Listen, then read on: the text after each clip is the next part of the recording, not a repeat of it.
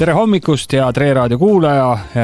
Käes on jälle kolmapäev ja kolmapäeva hommikuti räägime me siin tervisest. Saate nimi on Elliti terviseminutid ja loodame, et teil on kõigil juba hea olla. Uni on läinud ja olete valmis siis kõvasti jälle tööd tegema või siis kõvasti puhkama. Igal juhul loodame, et tuju on hea ja väsimust ei ole. Kui on siiski väsimus, mida päris tihti esineb, siis me saame äkki nüüd selle lühikese aja jooksul natukene teid aidata ja aidata saab teid loomulikult Ellit ise, kes on jälle stuudios. Tere! Tere hommikust!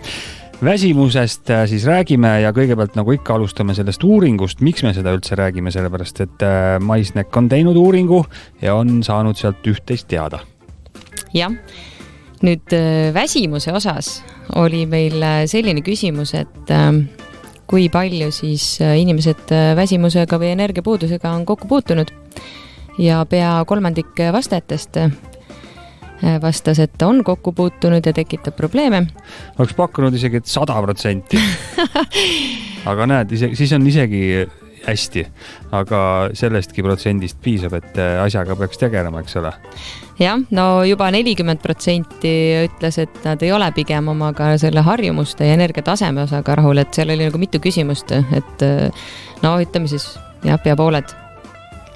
Jaa, nii et tasub rääkida küll sellest ja hakkame siis kusagilt pihta. Inimesed ei saa aru, miks nad väsinud on ka, jah? Jah, inimesed ei saa sellest aru, aga päris palju mängib rolli ka valgus, see aastaaeg, milles me elame. Kõik oleme tulnud praegu talvest, on ju. Nii et kevadväsimus on olemas ja selline talveuim, see on ka nagu olemas. See pole lihtsalt välja mõeldud, vaid päriselt ongi keha natukene väsinud rohkem kui muidu, kui päike paistab. Jah, erinevad uuringud näitavad, et pimedal perioodil ehk siis valguse puudumisel on mõjutatud ka kusjuures meie söögisu, samuti uni ja energia ja motivatsiooni puudus. Millal siis rohkem söögisu on, pimedal ajal või valgel ajal? No pimedal ajal sa sööd, võib-olla söögisu on sama, aga sa liigud vähem. No võt, just jah. Et kuna õhtud lähevad kiiremini pimedaks, siis oleks rohkem võib-olla tubasemad, et suvel rändatakse rohkem ringi. Ja miks see on väga suur probleem, see väsimus on ka see, et ta võib tekitada selliseid depressiooniperioode ja ka erinevaid haigusi.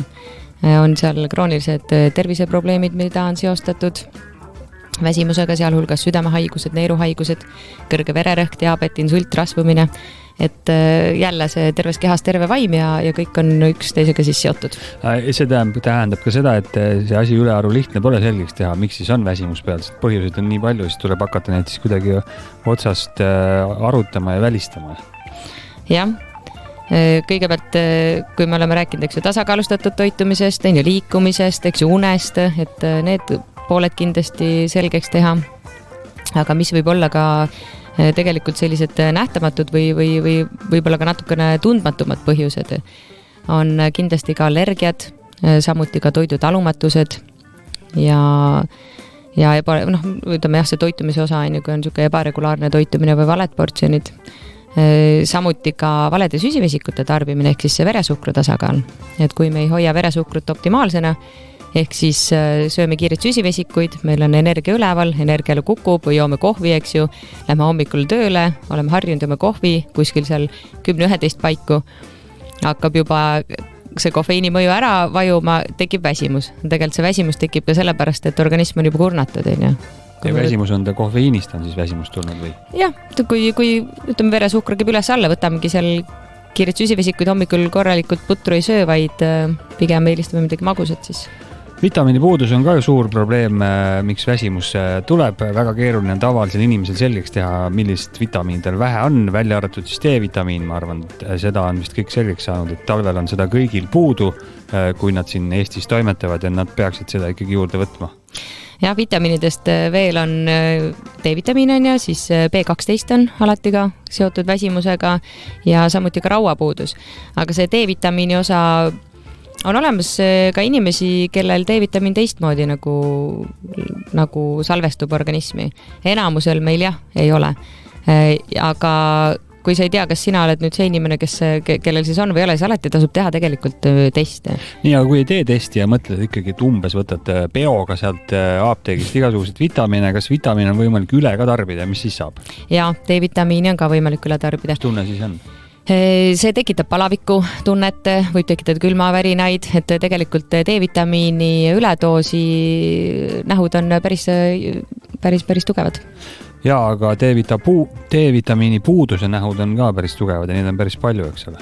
Jah, D-vitamiini puudus võib tekitada eriti lastel sellist luuainevahetuse haigust nagu rahiit. Ja see tähendab siis seda, et luud muutuvad pehmeks ja kõverduvad. Nüüd ka D-vitamiini vaegusega on seotud kõrge vererõhu või siis südame-veresoonkonna haigustesse jäämise risk. Samuti ka vähktõve, suuremad esinemissagedused, lihas- ja luuvalu. Ka tänapäeval üha rohkem esinev migreen, mis on siis tugevad peavalud. Ja samamoodi ka depressioone. Nii et neid jamasid on küll siis, kui D-vitamiine liiga vähe süüa ja ma saan aru, et probleemiks on see enamus maailma riikides, kuigi mõned riigid on ju sellised, kus päike paistab kogu aeg, aga siiski leidub ka seal inimesi, kellel on D-vitamiini puudus. Ei huvita, miks? Ja, no võin omast kogemusest rääkida, et kui ma Tais elasin ja Vietnamis, siis kus kohas elu toimub? Teps mitte väljas. Enamus inimesed peidavad ennast päikese eest, kuna kardavad naha vananemist. On olemas kõikvõimalikud kreemid, mis valgendavad, hoiavad päikest eemale ja ollakse konditsioneeri all. Väga palju tegevusi on ostukeskustes ja inimesed hängivadki ringi seal ja väljas sõidavad kas siis mopeedidega ise kaetuna. Kui sa ka riidega ära katad, sa ei saa ka sealt ju päikesest D-vitamiini. Kus kohas see imendub läbi naha siis või? Ükskõik, mis kehaosa väljas on? Ja tegelikult peaks väga suur osa kehast olema kehapinda nagu päikese käes, et sa saaksid, aga samas tuleb ka arvestada seda, et UV-kirgus ei kahjustaks ju nahka. Igavesed jamad. Ja, mõõdukalt selles mõttes, et ei tasu nagu üle, ei tasu olla nii nagu kohalikud seal naeravad, et näed, et turist on ju. Turist on see, kes on ära põlenud. Ta on täiesti punane, aga ise on väga õnnelik. Sest ta teab, et varsti tuleb kas pruuniks või tuleb nahkma. Kas sa solaariumitest siia vahele oskad ka äkki midagi öelda? Kas solaariumis saab D-vitamiini? On selliseid pakkumisi kuulnud küll reklaamist. Mina täpselt ei tea, kuidas see töötab see asi, aga kas see on võimalik või see on lihtsalt mingi reklaamitrikk? Solaariumit mina isiklikult ei kasuta, ei oska ka selles mõttes soovitada, aga tean, et on erinevaid uuringuid, kus on solaariumid tekitanud väga palju probleeme. Sellise minimaalse kasutuse korral võib abi saada naha olukorra paranemiseks. Aga jah, see tuleks jällegi nagu läbi konsulteerida. Okei, hakkame siis ühesõnaga asja lahendama. Kui on väsimus peal, põhjuseid võib olla väga palju ja üks päris hea moodus neid põhjuseid teada saada on näiteks toidutalumatuse testi teha. Neid teste vist on ka igasuguseid. Millised need õigemad ja millised need paremad on? No peamised, mida kasutatakse, on sellised 4 erinevad toidutalumatuse testi. Ja üks nendest on sütotest. Seal on siis põhimõte selles, et jälgitakse valgevereliblasid, nende reaktsiooni toiduainetele ja selle järgi siis antakse tulemused, kas sinu organism talub või ei talu mingisugused teatud toiduaineid. Kuidas selle tehakse testi koha peal kusagil või pikema aja jooksul? Test tehakse vereanalüüsiga ja alati, ütleme, et sütoliisa, seal on 196 toiduainet ning sa alati saad kaasa selle koos toitumisnõustaja paketiga, et eraisik ei lähe sinna tavaliselt ise neid andmeid või tulemusi lugema, kuna need on natukene keerulised ja võivad tekitada sellise olukorra, kus inimene vaatab, et issand, mul on nagu väga paljud toiduained punases, et ma nüüd ei tohiks justkui nagu neid toiduaineid absoluutselt tarbida. Tegelikult on see, et võetakse koos toitumisnõustajaga siis menüüst mingid teatud toiduained välja, mis on tõesti sinu jaoks väga talumatud, sul ei ole võib-olla ensüümi, millega seda lõhustada toiduainet ja hakatakse vaikselt siis tagasi võtma. Et nüüd nende toidutalumatuste testidega on tõestatud, et toidutalumatused eksisteerivad ja talumatuseid vältides on võimalik tervist parandada. Ja abi on saadud nii ülekaalu, peavalude, sportlike saavutuste edendamisele, samuti ka põletiku näitajate langetamisele. Aga mida on peetud nagu selliseks võib-olla kaheldavaks väärtuseks on see, et kui sa teed toidutalumatuse testi, eks ju, 2 korda, mingi hetk kordad, siis selle testi kirjeldab ära sulle laborant, kes jälgib neid vereliblesid. Ja seal ei pruugi olla üks ühele see kirjeldus.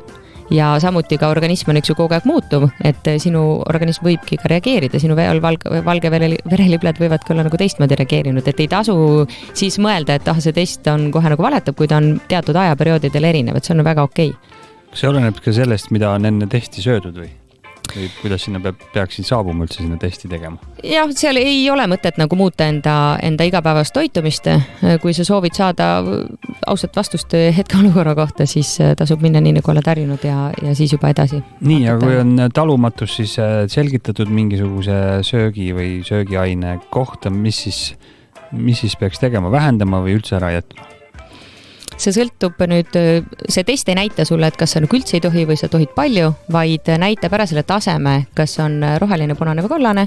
Kui sa oled punases, siis tasub vältida seda toiduainet teatud aja jooksul, ütleme 2 kuud, selle lepite kokku vastavalt nõustajaga ja siis hakata vaikselt menüüsse tagasi tooma, et näha, kuidas organism reageerib. Osasid toiduaineid võib-olla tasub täielikult vältida, et hoida enda tervist. Teeme selle asja siin ka nüüd selgeks, need 3 sellist põhiasja, ehk siis toidutalumatus, tsöliaakia ja allergia. Mis neil kõigil vahet on? Allergia on siis kohene reaktsioon. Näiteks sööd pähklit, tunned, et huuled lähevad paiste, sööd mingit toiduainet, sul võib tekkida nohu, silmade sügelus või siis ka raskesti hingamine, eks ju, erinevaid allergianähtusid on või tulevad punnid, nahk läheb karedaks, et seal on nagu mitu varianti, aga see avaldub sul 24 tunni jooksul. Nüüd talumatus on see, mis on organismis nagu tuntav siis 72 tunni jooksul, kujutad ette, see on 3 päeva. Et kui sa tahad nagu aru saada, mis sulle tekitas seda reaktsiooni, siis sa peaksid väga puhtalt toituma 3 päeva ja siis mingi asja võtma menüüsse, et nüüd aru saada, mille reageerisid, et see on selline väga keeruline ise nagu tunnetada ja ise seda teha, see on võimalik, kui sa enda keha hästi tunned. Peaksid ikka pool või aasta mingid päevikud pidama ja kogu analüüsima, mismoodi mida sa sõid ja kuidas sa ennast siis tundsid? Jah, tegelikult nii ongi, aga lihtsam ongi seda teha siis eks ju testiga pigem. Ja kui ma siin tsöliaakiat juba mainisin, siis see on hoopis teine rida siin. See on tegemist gluteeniga ja mitte lihtsalt talumatusega, vaid seal on ikka asi kohe päris kriitiline. Ei tohi kuskil mingit tolmugi olla. Jah, tsöliaakia on hästi tõsine juba, et seal on väga tugevad reaktsioonid, aga kindlasti tsöliaakia haigetel on ka erinevad tasandid.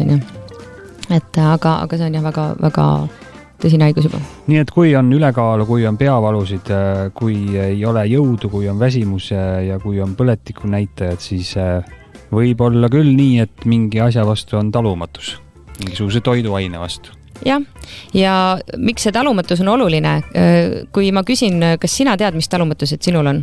Põhimõtteliselt kunagi mingisuguse testi tegin, aga see test jäi võib-olla mulle natuke lahti seletamata, sest ma ise lugesin sealt välja, et enamus asjade vastu on mingisugune talumatus ja süüa võib ainult mõnesid asju, et väga segane lugu, et sealt mingit järeldust teha ei saanud väga. Jah, selleks ongi hästi oluline, et on ka nõustamine kõrval ja mis on kõige olulisem on see, et ka seda nõustamist siis jälgitakse, ehk siis need, mis on ette kirjutatud. Kui allergia puhul inimene kohe tunneb seda, aga talumatused võivad olla ka sellised, mis vaevavad sind pikkade aastate jooksul. Ja talumatuse tegelikult see tsütotest, selle nagu nimetus tulebki võõrsõna ühendist tsütotoksiline, mis tähendab ka rakkudele mürgine olevat või siis rakke tappev.